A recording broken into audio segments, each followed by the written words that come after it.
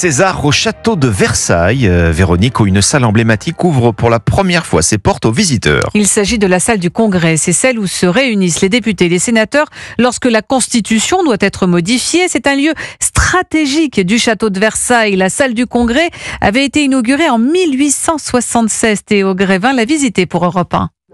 Face au perchoir de la salle du Congrès, le velours rouge qui recouvre les 1500 sièges est resté intact depuis la fin du 19e siècle. On a le président du Congrès qui se place en haut et l'orateur se met à l'étage en dessous. Frédéric Lacaille est conservateur au château de Versailles. Quand il y avait élection du président de la République, les sénateurs, les députés défilaient, ils mettaient leur bulletin dans l'urne avant la proclamation du président qui revenait dans la salle et qui était à ce moment-là applaudi. Une salle entre République et monarchie, le soleil royal de Louis XIV est placé dans les coins du premier balcon, un contraste qui fascine les visiteurs, loin d'imaginer l'existence de ce lieu invisible depuis l'extérieur du château. La salle du Congrès est assez impressionnante, ça va être encore plus impressionnant quand nous avons la réunion entre les sénateurs et les députés. Un lieu chargé d'histoire et une pointe de nostalgie pour certains. J'aurais bien voulu assister à ces anciens débats avec des députés qui étaient des vrais orateurs, quoi. Avis partagé par un grand nombre de visiteurs,